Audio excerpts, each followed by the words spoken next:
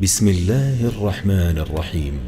الحمد لله الذي أنزل على عبده الكتاب ولم يجعل له عوجا قيما لينذر بأسا شديدا من لدنه ويبشر المؤمنين الذين يعملون الصالحات أن لهم أجرا حسنا ماكثين فيه أبدا وينذر الذين قالوا اتخذ الله ولدا ما لهم به من علم ولا لآبائهم كبرت كلمة تخرج من أفواههم إن يقولون إلا كذبا فلعلك باخع نفسك على آثارهم إن لم يؤمنوا بهذا الحديث أسفا إنا جعلنا ما على الأرض زينة لها لنبلوهم أيهم أحسن عملا وإنا لجاعلون ما عليها صعيدا جرزا أم حسبت أن أصحاب الكهف والرقيم كانوا من آياتنا عجبا إذ أوى الفتية إلى الكهف فقالوا ربنا آتنا من لدنك رحمة وهيئ لنا من أمرنا رشدا فضربنا على آذانهم في الكهف سنين عددا ثم بعثناهم لنعلم أي الحزبين أحصى لما لبثوا أمدا نحن نقص عليك نبأهم بالحق إنهم فتية آمنوا بربهم وزدناهم هدى وربطنا على قلوبهم إذ قاموا فقالوا ربنا رب السماوات والأرض لن ندعو من دونه إلها لقد قلنا إذا شططا هؤلاء قوم اتخذوا من دونه آلهة لولا يأتون عليهم بسلطان بين فمن أظلم ممن افترى على الله كذبا وإذ اعتزلتموهم وما يعبدون إلا الله فأووا إلى الكهف ينشر لكم ربكم من رحمته ويهيئ لكم من أمركم مرفقا وترى الشمس إذا طلعت تزاور عن كهفهم ذات اليمين وإذا غربت تقرضهم ذات الشمال وهم في فجوة منه ذلك من آيات الله من يهد الله فهو المهتد ومن يضلل فلن تجد له وليا مرشدا وتحسبهم أيقاظا وهم رقود ونقلبهم ذات اليمين وذات الشمال وكلبهم باسط ذراعيه بالوصيد لو اطلعت عليهم لوليت منهم فرارا ولملئت منهم رعبا وكذلك بعثناهم ليتساءلوا بينهم قال قائل منهم كم لبثتم قالوا لبثنا يوما أو بعض يوم قالوا ربكم أعلم بما لبثتم فابعثوا أحدكم بورقكم هذه إلى المدينة فلينظر أيها أزكى طعاما فليأتكم برزق منه وليتلطف ولا يشعرن بكم أحدا إنهم إن يظهروا عليكم يرجموكم أو يعيدوكم في ملتهم ولن تفلحوا إذا أبدا وكذلك أعثرنا عليهم ليعلموا أن وعد الله حق وأن الساعة لا ريب فيها إذ يتنازعون بينهم أمرهم فقالوا ابنوا عليهم بنيانا ربهم أعلم بهم قال الذين غلبوا على أمرهم لنتخذن عليهم مسجدا سيقولون 3 رابعهم كلبهم ويقولون 5 سادسهم كلبهم رجما بالغيب ويقولون 7 وثامنهم كلبهم قل ربي أعلم بعدتهم ما يعلمهم إلا قليل فلا تمار فيهم إلا مراء ظاهرا ولا تستفت فيهم منهم أحدا ولا تقولن لشيء إني فاعل ذلك غدا إلا أن يشاء الله واذكر ربك إذا نسيت وقل عسى أن يهديني ربي لأقرب من هذا رشدا ولبثوا في كهفهم 300 سنين وازدادوا 9 قل الله أعلم بما لبثوا له غيب السماوات والأرض أبصر به وأسمع ما لهم من دونه من ولي ولا يشرك في حكمه أحدا واتل ما أوحي إليك من كتاب ربك لا مبدل لكلماته ولن تجد من دونه ملتحدا واصبر نفسك مع الذين يدعون ربهم بالغداة والعشي يريدون وجهه ولا تعد عيناك عنهم تريد زينة الحياة الدنيا ولا تطع من أغفلنا قلبه عن ذكرنا واتبع هواه وكان أمره فرطا وقل الحق من ربكم فمن شاء فليؤمن ومن شاء فليكفر إنا أعتدنا للظالمين نارا أحاط بهم سرادقها وإن يستغيثوا يغاثوا بماء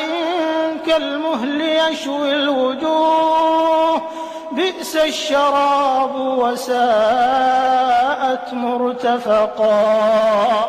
إن الذين آمنوا وعملوا الصالحات إنا لا نضيع أجر من أحسن عملا أولئك لهم جنات عدن تجري من تحتهم الأنهار يحلون فيها من أساور من ذهب ويلبسون ثيابا خضرا من سندس واستبرق متكئين فيها على الأرائك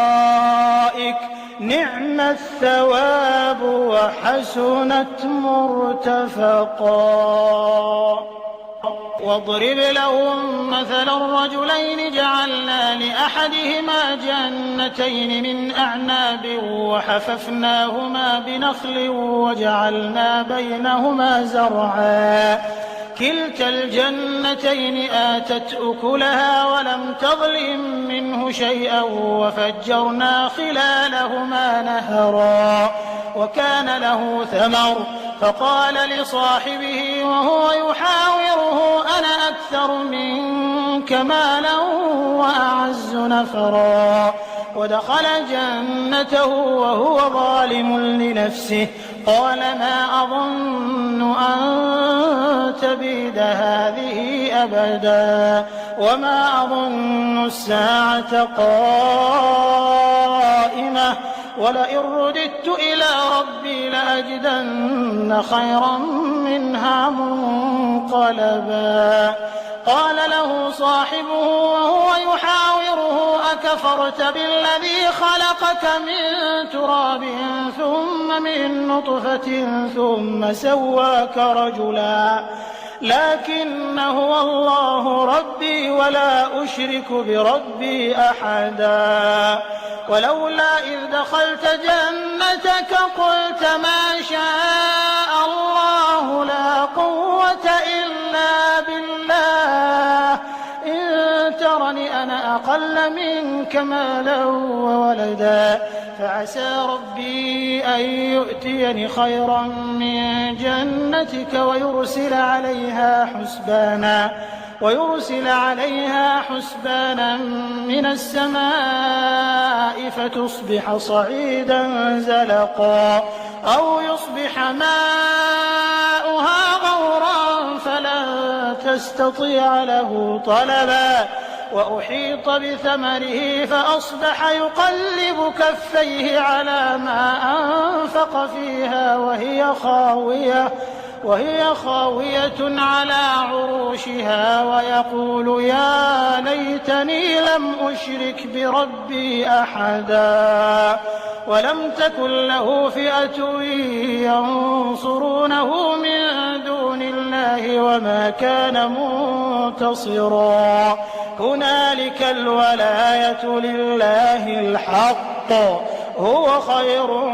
ثوابا وخير عقبا واضرب لهم مثل الحياة الدنيا كماء أنزلناه من السماء فاختلط به نبات الأرض فأصبح هشيما تذروه الرياح وكان الله على كل شيء مقتدرا المال والبنون زينة الحياة الدنيا والباقيات الصالحات خير عند ربك ثوابا وخير أملا ويوم نسير الجبال وترى الأرض بارزة وحشرناهم فلم نغادر منهم أحدا وعرضوا على ربك صفا لقد جئتمونا كما خلقناكم أول مرة بل زعمتم أن لن نجعل لكم موعدا ووضع الكتاب فترى المجرمين مشفقين مما فيه ويقولون يا ويلتنا ما لهذا الكتاب لا يغادر صغيرة ولا كبيرة إلا أحصاها ووجدوا ما عملوا حاضرا ولا يظلم ربك أحدا وإذ قلنا للملائكة اسجدوا لآدم فسجدوا إلا إبليس كان من الجن ففسق عن أمر ربه أفتتخذونه وذريته أولياء من دوني وهم لكم عدو بئس للظالمين بدلا ما أشهدتهم خلق السماوات والأرض ولا خلق أنفسهم وما كنت متخذ المضلين عضدا ويوم يقول نادوا شركائي الذين زعمتم فدعوهم فلم يستجيبوا لهم وجعلنا بينهم موبقا ورأى المجرمون النار فظنوا أنهم مواقعوها ولم يجدوا عنها مصرفا ولقد صرفنا في هذا القرآن للناس من كل مثل وكان الإنسان أكثر شيء جدلا وما منع الناس أن يؤمنوا إذ جاءهم الهدى ويستغفروا ربهم إلا أن تأتيهم سنة الأولين أو يأتيهم العذاب قبلا وما نرسل المرسلين إلا مبشرين ومنذرين ويجادل الذين كفروا بالباطل ليدحضوا به الحق واتخذوا آياتي وما أنذروا هزوا ومن أظلم ممن ذكر بآيات ربه فأعرض عنها ونسي ما قدمت يداه إنا جعلنا على قلوبهم أكنة أن يفقهوا وفي آذانهم وقرا وإن تدعهم إلى الهدى فلن يهتدوا إذا أبدا وربك الغفور ذو الرحمة وربك الغفور ذو الرحمة لو يؤاخذهم بما كسبوا لعجل لهم العذاب بل لهم موعد لن يجدوا من دونه موئلا وتلك القرى أهلكناهم لما ظلموا وجعلنا لمهلكهم موعدا وإذ قال موسى لفتاه لا أبرح حتى أبلغ مجمع البحرين أو أمضي حقبا فلما بلغا مجمع بينهما نسيا حوتهما فاتخذ سبيله في البحر سربا فلما جاوزا قال لفتاه آتنا غداءنا لقد لقينا من سفرنا هذا نصبا قال أرأيت إذ أوينا إلى الصخرة فإني نسيت الحوت وما أنسانيه إلا الشيطان أن أذكره واتخذ سبيله في البحر عجبا قال ذلك ما كنا نبغ فارتدا على آثارهما قصصا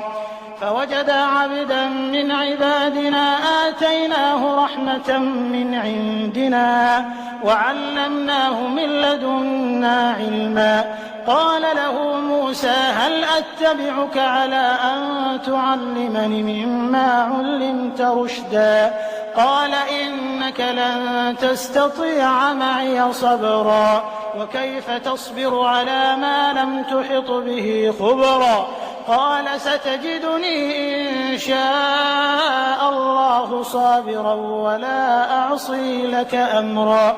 قال فإن اتبعتني فلا تسألني عن شيء حتى أحدث لك منه ذكرا فانطلقا حتى إذا ركبا في السفينة خرقها قال أخرقتها لتغرق أهلها لقد جئت شيئا إمرا قال ألم أقل إنك لن تستطيع معي صبرا قال لا تؤاخذني بما نسيت ولا ترهقني من أمري عسرا فانطلقا حتى إذا لقيا غلاما فقتله قال أقتلت نفسا زكية بغير نفس لقد جئت شيئا نكرا قال ألم أقل لك إنك لن تستطيع معي صبرا قال إن سألتك عن شيء بعدها فلا تصاحبني قد بلغت من لدني عذرا فانطلقا حتى إذا أتيا أهل قرية استطعما أهلها فأبوا أن يضيفوهما فوجدا فيها جدارا يريد أن ينقض فأقامه قال لو شئت لاتخذت عليه أجرا قال هذا فراق بيني وبينك سأنبئك بتأويل ما لم تستطع عليه صبرا أما السفينة فكانت لمساكين يعملون في البحر فأردت أن أعيبها وكان وراءهم ملك يأخذ كل سفينة غصبا وأما الغلام فكان أبواه مؤمنين فخشينا أن يرهقهما طغيانا وكفرا فأردنا أن يبدلهما ربهما خيرا منه زكاة وأقرب رحما وأما الجدار فكان لغلامين يتيمين في المدينة وكان تحته كنز لهما وكان أبوهما صالحا فأراد ربك أن يبلغا أشدهما ويستخرجا كنزهما رحمة من ربك وما فعلته عن أمري ذلك تأويل ما لم تسطع عليه صبرا ويسألونك عن ذي القرنين قل سأتلو عليكم منه ذكرا إنا مكنا له في الأرض وآتيناه من كل شيء سببا فأتبع سببا حتى إذا بلغ مغرب الشمس وجدها تغرب في عين حمئة ووجد عندها قوما قلنا يا ذا القرنين إما أن تعذب وإما أن تتخذ فيهم حسنا قال أما من ظلم فسوف نعذبه ثم يرد إلى ربه فيعذبه عذابا نكرا وأما من آمن وعمل صالحا فله جزاء الحسنى وسنقول له من أمرنا يسرا ثم أتبع سببا حتى إذا بلغ مطلع الشمس وجدها تطلع على قوم لم نجعل لهم من دونها سترا كذلك وقد أحطنا بما لديه خبرا ثم أتبع سببا حتى إذا بلغ بين السدين وجد من دونهما قوما لا يكادون يفقهون قولا قالوا يا ذا القرنين إن يأجوج ومأجوج مفسدون في الأرض فهل نجعل لك خرجا على أن تجعل بيننا وبينهم سدا قال ما مكني فيه ربي خير فأعينوني بقوة أجعل بينكم وبينهم ردما آتوني زبر الحديد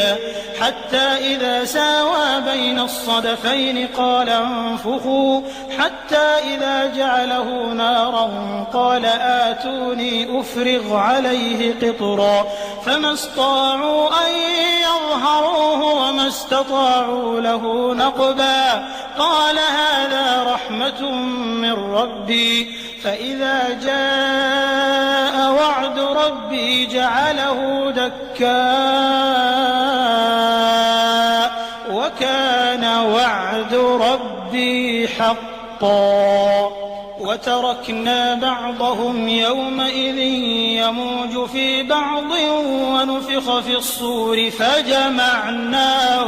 جمعا وعرضنا جهنم يومئذ للكافرين عرضا الذين كانت أعينهم في غطاء عن ذكري وكانوا لا يستطيعون سمعا أفحسب الذين كفروا أن يتخذوا عبادي من دوني أولياء إنا أعتدنا جهنم للكافرين نزلا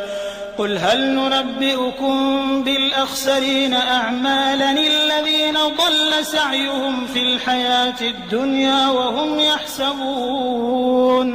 وهم يحسبون أنهم يحسنون صنعا أولئك الذين كفروا بآيات ربهم ولقائه فحبطت أعمالهم فلا نقيم لهم يوم القيامة وزنا ذلك جزاؤهم جهنم بما كفروا واتخذوا آياتي ورسلي هزوا إن الذين آمنوا وعملوا الصالحات كانت لهم جنات الفردوس نزلا خالدين فيها لا يبغون عنها حولا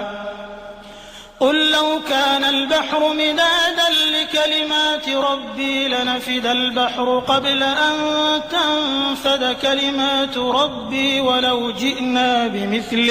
ولو جئنا بمثله مددا قل إنما أنا بشر مثلكم يوحى إلي أنما إلهكم إله واحد فمن كان يرجو لقاء ربه فليعمل عملا صالحا فليعمل عملا صالحا ولا يشرك بعبادة ربه أحدا.